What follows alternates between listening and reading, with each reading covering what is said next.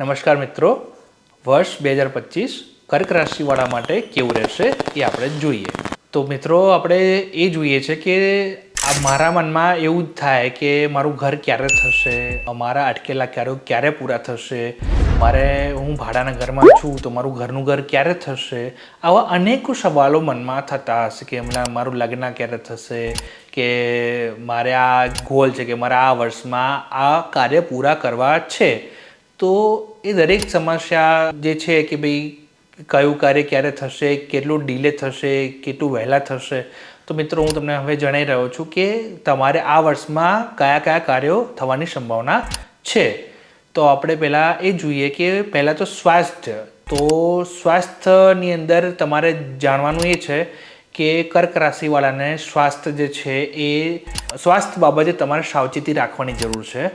કારણ કે મિત્રો તમને ડરાવતું નથી, પણ એક વસ્તુ ધ્યાનમાં રાખવી જરૂરી છે કે આ વર્ષની અંદર ક્યાંક ને ક્યાંક કોઈ પણ જગ્યાએ તમને સ્વાસ્થ્ય સંબંધિત સમસ્યાઓનો સામનો કરવો પડી શકે એમ છે. એટલે તમારે ખાનપાનમાં, રૂટીનમાં તમારે તમારા રેગ્યુલર રૂટીનની અંદર તમારે થોડું અલર્ટનેસ લાવવી પડશે, જાગૃતતા લાવવી પડશે. તમારે વહેલા ઉઠવું પડશે, સૂર્ય નમસ્કાર કરવા પડશે, એક્સરસાઇઝ કરવી પડશે, સૂર્યનારાયણને જલ અર્પણ કરીને અને અર્ઘ અર્પણ કરવો પડશે.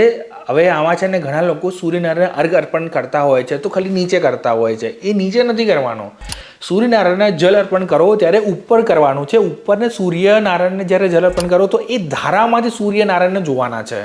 તો એ જે સૂર્યપ્રકાશ જે છે ધારાની અંદરથી ને આપણી બોડીની અંદર આવે ત્યારે 7 પ્રકારના રેનબો કિરણો જે છે એ આપણા બોડીને ટચ કરશે, જે આપણા ચક્રોને એક્ટિવેટ કરે છે, જે આપણા નવગ્રહ પ્લાનેટ જે છે એને અફેક્ટ કરે છે, જેથી કરીને આપણા જે બી ગ્રહની ઉર્જા ખૂટતી કરતી હોય તેની પ્રતિપૂર્તિ કરશે.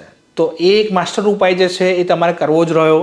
એ સિવાય બી તમારે તમારા ખાનપાનમાં તમારે ધ્યાન રાખવું. તમારે તમારી રેગ્યુલર જે દવા ચાલતી હોય તે તમારે અવશ્ય ધ્યાનમાં રાખીને લેવી જોઈએ. એમાં ક્યારેય ચૂક કરશો નહીં. બીજું તમારે લિમિટેડ ખાવાનું ધ્યાનમાં રાખવું, ઓવર ઇટિંગ ના કરવું જોઈએ, માપનું ખાવું જોઈએ. એ સિવાય પણ તમારે એક જગ્યાએ કન્ટિન્યુઅસ બેસી રહેવું જોઈએ નહીં. તમારે ઊભા થઈને વોકિંગ કરતા રહેવું જોઈએ, ચાલતા રહેવું જોઈએ. એ બધી વસ્તુઓ તમારે સેલ્ફ અવેરનેસ જાળવીને તમારે કરવું જોઈએ. કારણ કે આ વર્ષની અંદર જો તમે બેદરકારી રાખશો તો તમારે તકલીફોનો સામનો કરવો પડે એમ છે. તો તમારે એ ધ્યાન રાખવું જોઈએ, નહીં તો તમને તકલીફ આવશે.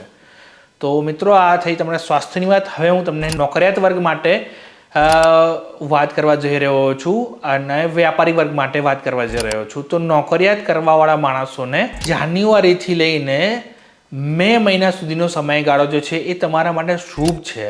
પણ એમાં પણ શુભ વધારે સમય જે છે ને એ તમારો છે માર્ચથી લઈને માર્ચ, એપ્રિલ અને મે, એ 3 મહિના જે છે તમારા માટે અત્યંત શુભ છે. પણ મે મહિના પછીના સમયગાળાની અંદર તમારે ઘણી બધી અડચણોનો સામનો કરવો પડી શકશે. તો તમારે ખાસ એ વસ્તુનું ધ્યાન રાખવું કે મારાથી કોઈ ખોટા નિર્ણયો કે ખોટા ડિસિઝનો નથી લેવાતા ને, અથવા તો હું કોઈના દોરાવ્યામાં નથી દોરવાઈ જતો ને, હું મારા નિર્ણયો પોતે જ લઉં છું ને, કોઈના ઇન્ફ્લુઅન્સ થઈને કોઈ કાર્ય નથી કરતો ને, એ વસ્તુનું ખાસ ધ્યાન રાખવું. તો જેથી કરીને તમને ખોટી ડાયરેક્શનમાં તમે તમારો ઉર્જાનો ઉપયોગ નથી કરતા ને, તમારે સાચી ડાયરેક્શનની અંદર તમારે પોતાનો ઉર્જાનો ઉપયોગ કરવાનો છે, જેથી કરીને તમને સાચું માર્ગદર્શન મળે કે તમારું કાર્ય સફળ થાય.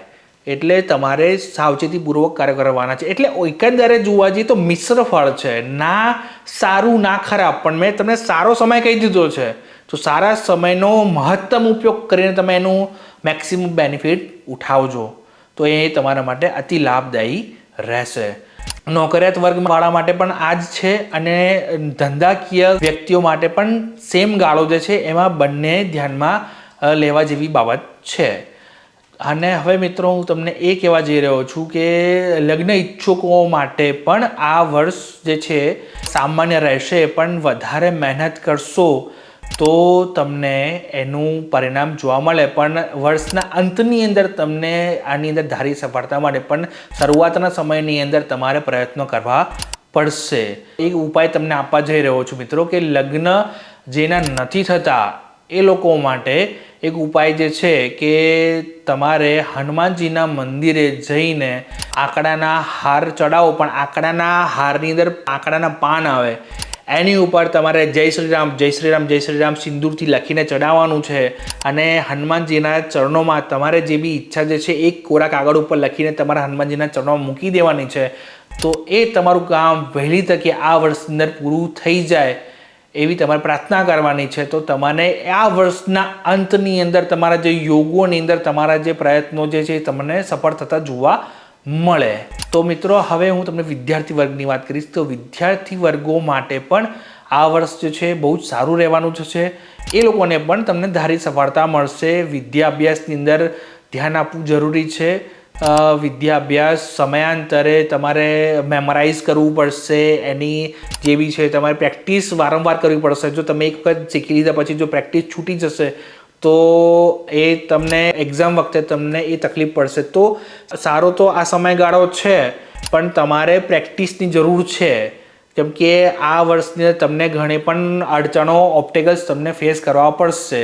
અથવા તો એ ઓબ્સ્ટેકલ્સ કેવા હોઈ શકે છે કે જ્યારે તમને આવડે છે, તમે ભણવા બેસો છો, તમે પ્રેક્ટિસ કરવા બેસો છો કે તમે લર્ન કરવા બેસો છો, ત્યાં કોઈને કોઈ અડચણ આવે કે કોઈ તમને બોલાવવા આવી ગયું, તમારા મિત્રો તમને રમવા માટે બોલાઈ જાય છે, કોઈ તમારો ફોન આવે છે, અથવા તો પારિવારિક કોઈ સમસ્યા આવી શકે છે, તમારે બહાર જવું પડે એવું છે, અથવા તો તમે ક્લાસમાં જઈ રહ્યા છો તો તમારું વાહન ખરાબ થઈ જાય, અથવા તમે કોઈ ક્લાસમાં પહોંચી ના શકો, અથવા તમે ક્લાસમાં પહોંચો છો તો તમારા શિક્ષક જે છે, તમારા ટીચર જે છે એ કોઈ કારણથી બિઝી હોય, એટલે કોઈના કોઈ કારણસર તમને સમસ્યાઓનો સામનો કરવો પડી શકે એમ છે.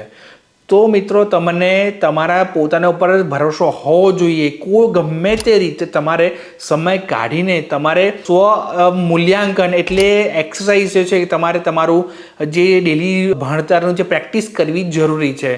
પ્રેક્ટિસ કરશો તો અને તમારે સમય કાઢવો પડશે. એક્સ્ટ્રા સમય કાઢીને તમે પ્રેક્ટિસ કરશો તો તમને આ વર્ષમાં તમને ધારી સફળતા મળશે. પણ મિત્રો અડચણ તો આવશે, તમારે ફૂલ ફોકસ રહીને ધ્યાન આપવું પડશે. તો મિત્રો હવે હું તમને આના ઉપાય આપવા જઈ રહ્યો છું કે આ ઉપાય જે છે કર્ક રાશિવાળાને મહાદેવની ઉપાસના કરવી જોઈએ. એવમ તમારે એની મહાદેવજીની ઉપર જે છે કાળા તલનો અભિષેક કરવો જોઈએ. તો આ કરવાથી તમને જે છે કર્ક રાશિવાળાને શુભ ફળ મળશે. એ સિવાય તમારે સોમવારનો ઉપવાસ કરવો જરૂરી છે. સોમવારનો ઉપવાસ કરશો તો પણ તમારા માટે લાભદાયી રહેશે. એ સિવાય બી તમે બીજા ઉપાય કરવા માંગતા હોય તો સંકટનાશન ગણેશ સ્તોત્રનો પાઠ કરવો તો દરેક સમસ્યાઓનો સામનો જે છે એ થઈ જાય. સંકટનાશન ગણેશ સ્તોત્ર બહુ જ સરળ છે, 10 લાઇનનું છે. સવાર, બપોર અને સાંજ 3 ટાઈમ કરવાનું વિધાન છે. તો એ તમારે સવારે, બપોરે અને સાંજે એક વખત કરી લેવું. 2 મિનિટ પણ નથી લાગતી એ સંકટનાશન ગણેશ સ્તોત્રનો પાઠ કરવા માટે. તો મિત્રો આ અચૂકથી તમે જે ઉપાય જે છે એ અગર કરતા રહેશો અને તમે તમારું મહેનત કરશો તો તમને ના સ્વાસ્થ્ય સંબંધી સમસ્યાનો સામનો કરવો પડશે, ના કોઈ અડચણો આવશે ધંધા નોકરીની અંદર, કે ના કોઈ તમને વિદ્યાભ્યાસમાં, કે ના તમને કોઈ તમારા કાર્યો જે છે અટકેલા એમાં કોઈ તમને રોકી શકે. પણ આ ઉપાય કરશો તો, અને ઉપાય કર્યા પછી તમને કેવા ફળ મળ્યા છે તમે કોમેન્ટમાં જરૂર લખજો. તો અમને ખબર પડે કે અમારા ઉપાય કોને કોને ફળ્યા છે, કોને કોને આ ઉપાય કર્યા છે. તો અમને જણાય કે તમે આ ઉપાય કરે છે, તમને અમારા આ વિડીયો દ્વારા તમને લાભ થયો છે. તો મિત્રો આ હતું કર્ક રાશિનું 2025નું રાશિફળ.